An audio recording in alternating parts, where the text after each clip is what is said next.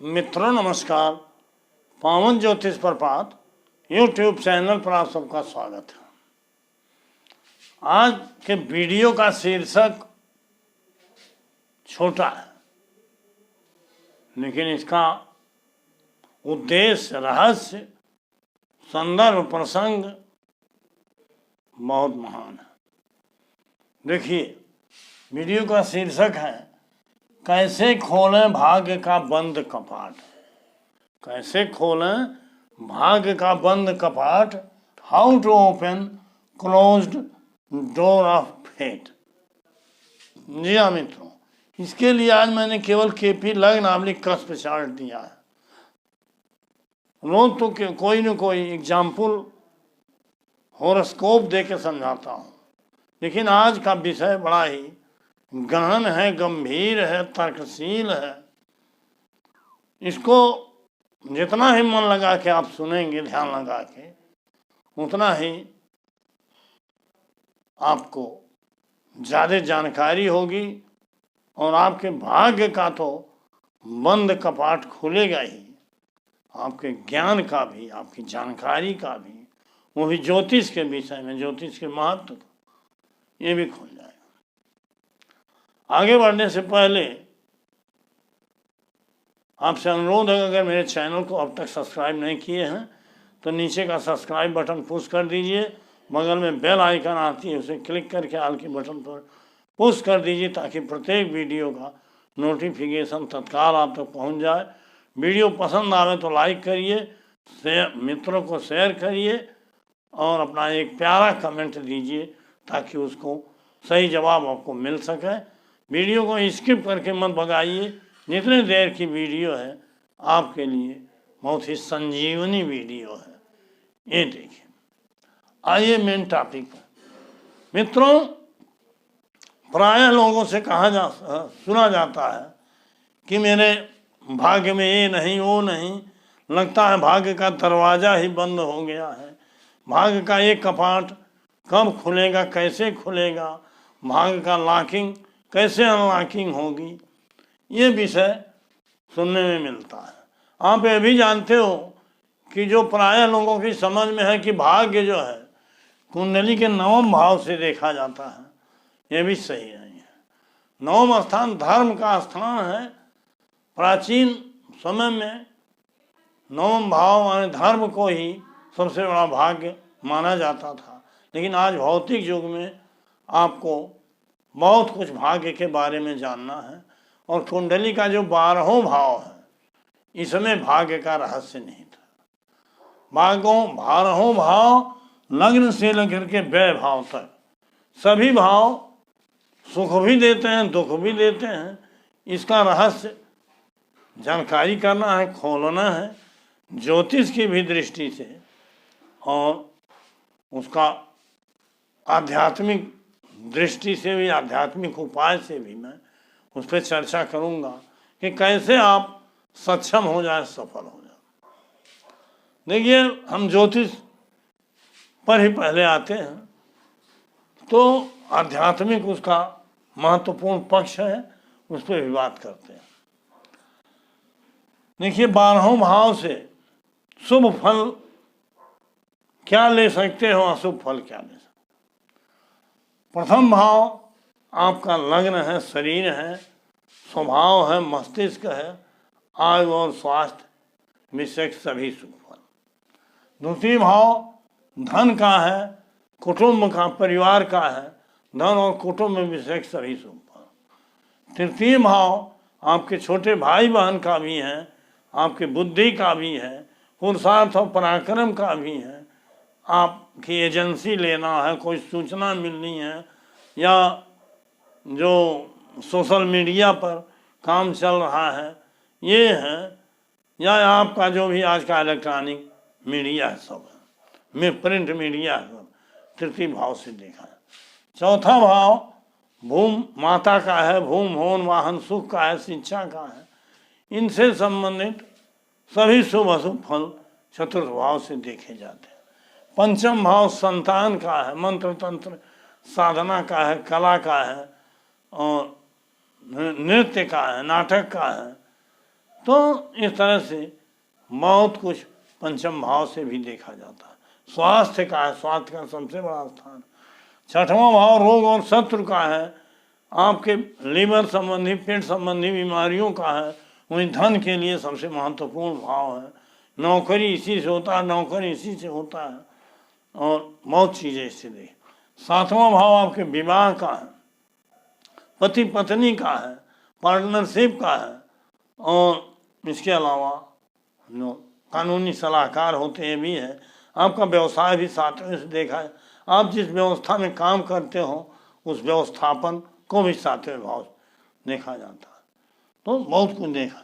आठवां भाव आप जानते हो, कहते हैं मृत्यु का भाव है, कष्ट का भाव है, लेकिन इसमें लाभ भी मिलते हैं। मौत कुछ निहित है, रोग, कष्ट, दुर्घटना, होना, पुंसी, बीमारी, असफलता, परेशानी, ये सब तो होता ही है। लेकिन विरासत का धन हुआ, आपको कंपनसेशन का धन हुआ, ग्रेच्युटी हुआ, प्रोविडेंट फंड हुआ, जीवन बीमा का धन हुआ, गुप्त धन हुआ, आदि आदि। नौवां भाव पिता का स्थान है। पिता तो सर्वश्रेष्ठ होता है, भाग्य का है। भाग्य जो हमने कहा वो भाग्य सीमित शब्दों में, हम जो बता रहे हैं ये असीमित शब्द, यही है भाग्य का असली ढंग। 12वां भाव, जो 12वां भाव से शुभ फल मिलने वाला है वही सब है। भाग्य का शुभ फल और भाग्य में अशुभ फल भी आता है। प्रारंभ में क्या लेके आए हो, तो पिता का है, धर्म का है, लंबी यात्राओं का है, और धार्मिक स्थानों का है, ईश्वर का है, ऊंची शिक्षा का है, और रिसर्च का है, शोध का है, ऊंचे ग्रंथ का लेखन का है। 10वां भाव राज्य पक्ष है, ऊंचाई का भाव है। इसमें आप के अधिकारी भी आते हैं। आप अधिकारी बनना चाहते हो, 10वां भाव। आपको चुनाव जीतना है तो 10वां भाव। आपको राज्य से कोई भी सहयोग सहायता लेना है तो 10वां भाव, मतलब राज्य पक्ष, गवर्नमेंट पक्ष, ऊंचाई का पक्ष, सफलता का पक्ष 10वें से देखा जाता है। 11वां भाव बड़े भाई बहन का तो होता ही है, दोस्त का भी होता है। चारों तरफ से जो भी आय और इच्छा पूर्ति होती है वो 11वें भाव से देखा। 12वां भाव व्यय का, हानि का है, तो आप सभी जानते हैं, लेकिन यही इन्वेस्ट का भी है। जब आपको भूम वाहन खरीदना होगा तो 12वें भाव की आवश्यकता पड़ जाती है। जेल का है, शमशान का है, विदेश के लिए भी लोग जाना चाहते हैं, शिक्षा ग्रहण, तो 12वां भाव इसका है। अर्थात इन 12 भावों से जो शुभ फल नहीं मिल पा रहा, किसी को कोई समस्या, किसी को कोई समस्या, इस बंद कपाट को कैसे खोलें, ये आज का विषय है। अब मित्रों, हमने ज्योतिष में, केपी सिस्टम में बहुत सरल तरीके से समझाया है कि अगर आपको कोई भाव का फल लेना है तो उस भाव का फल तो मिलेगा ही, लेकिन किस ग्रह से लेना है ये महत्वपूर्ण है। क्योंकि जिस ग्रह की दशा अंतर्दशा चल रही है उसी से फल मिलता है। और कोई भाव है उसमें क्या लेके आप आए हो भाग्य में, ये भी हमने समय समय पर बताया, आज भी थोड़ा चर्चा कर रहा हूँ।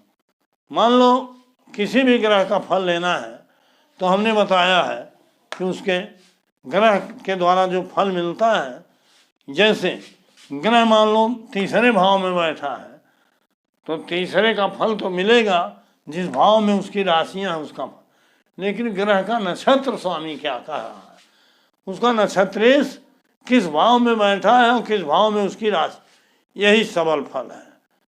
तो नक्षत्र के माध्यम से, नक्षत्रेश के माध्यम से जो फल मिलेगा वही सबल है। और उसके लिए हमने बताया है कि उप नक्षत्र में कोई द्वारा सपोर्ट होना चाहिए। इतना तक आप समझ गए हो। तो मेनली आप देख लो हर ग्रह के नक्षत्रेश में, नक्षत्र स्वामी में कौन सा फल दे रहा है, और जिस फल की आपको जरूरत हो उसी नक्षत्रेश, उसी ग्रह पर आपको निगाह दौड़ाना है। जैसे आपको आयु और स्वास्थ्य विषय एक सवाल है, तो ग्रह के नक्षत्रेश नक्षत्र स्वामी में अगर आयु विषय एक सवाल है तो 1, 5, 9, 11 चाहिए। स्वास्थ्य विषय एक सवाल है तो 1, 5, 11 नक्षत्र स्वामी में अगर 1, 5, 9, 11 आया है तो आयु विषय एक सवाल है 9, 11 और 1, 5, 11 आया है तो हेल्थ विषय। जितना अधिक आएगा उतना ही आपको बीमारी से निजात मिलेगा, स्वस्थ रहोगे।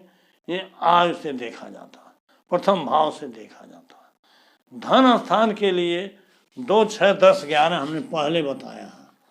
2, 6, 10, 11 और परिश्रम से धन कमाने के लिए 1, 3। किसी ग्रह के नक्षत्रेश में अगर ये भाव आए हैं तो आपको आर्थिक धन की मदद तो करेगा, धन पर्याप्त देगा। उपनक्षत्र में देख लेना किसमें से जो एक भाव आए हैं नहीं, अगर नहीं आए हैं तो उसको उतना महत्व मान देना।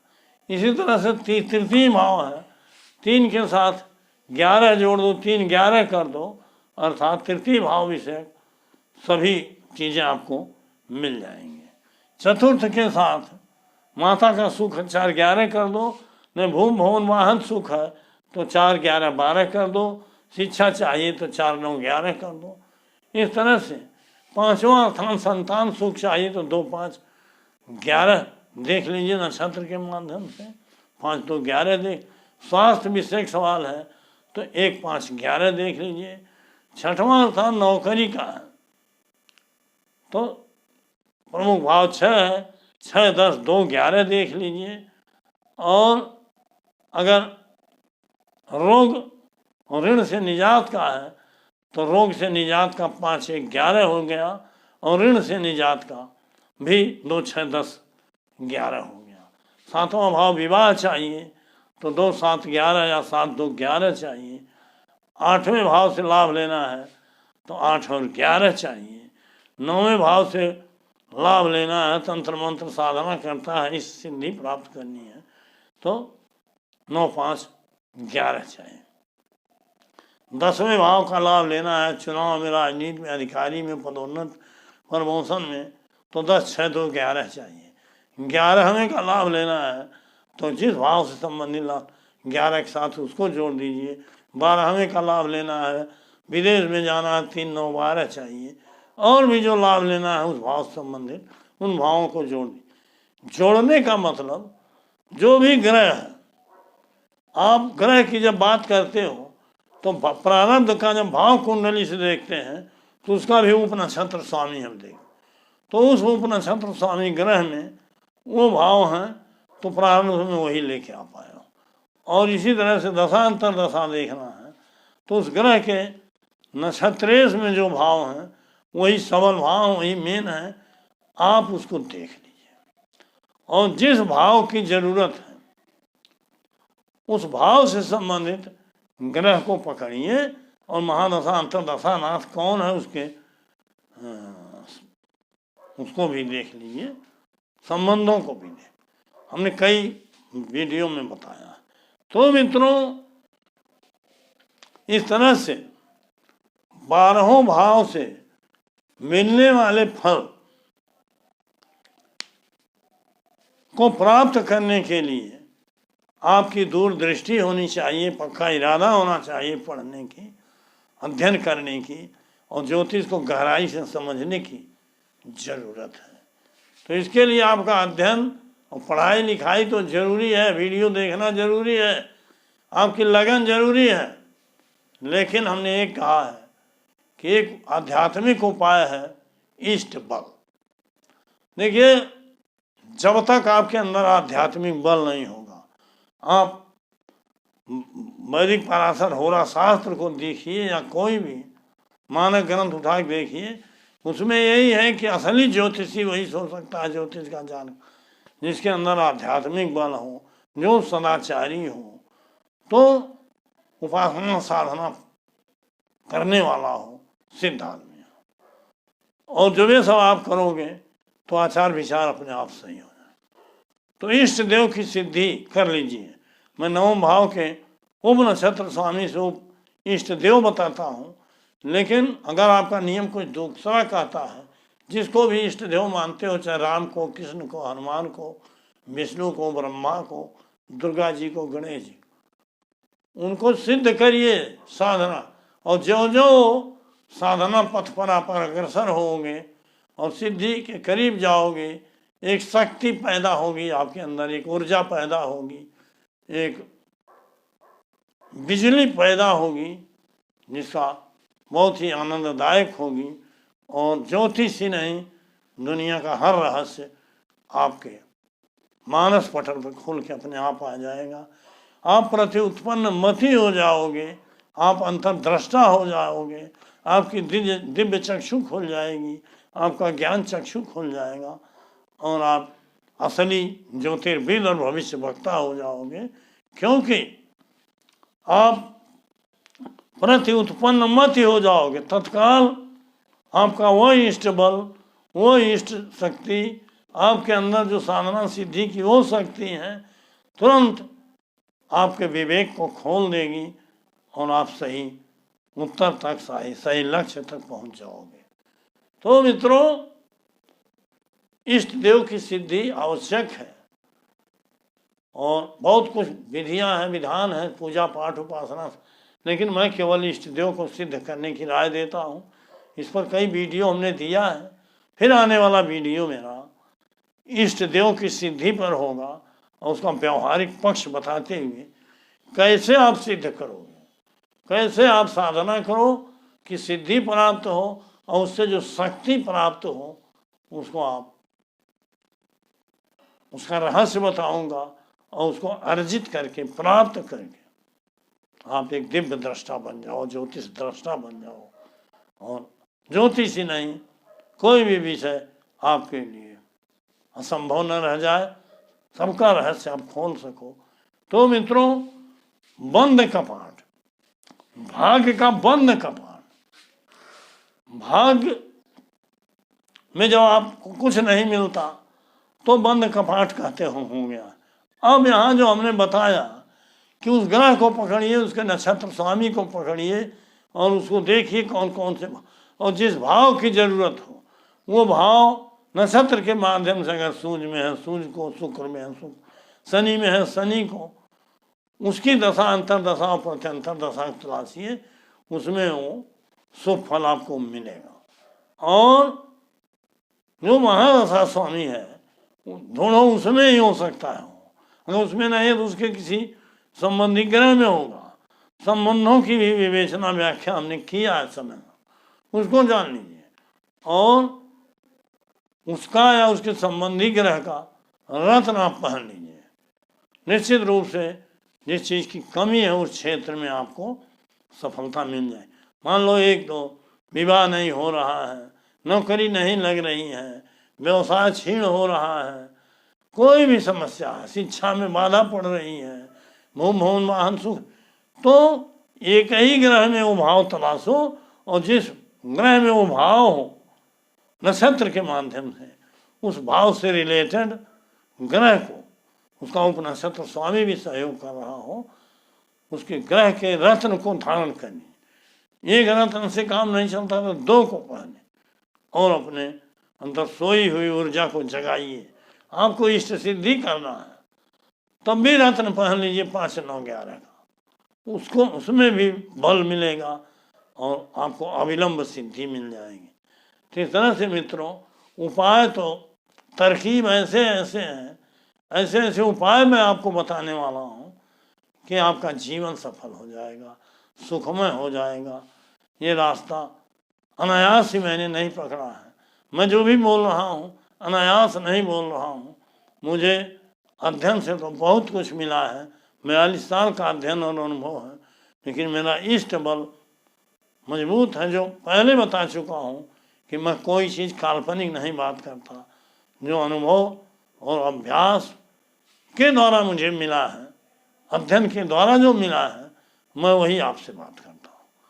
तो मेरी बातों का अनुकरण करिए, अनुसरण करिए और निश्चित रूप से वो रास्ता पकड़िए, आपका जीवन सुखमय होगा, आपके भाग्य का बंद कपाट खुल जाएगा, चतुर्दिक धन की वर्षा होगी, सुख समृद्धि की वर्षा होगी, वांछित मनोकामनाएं पूर्ण होंगी।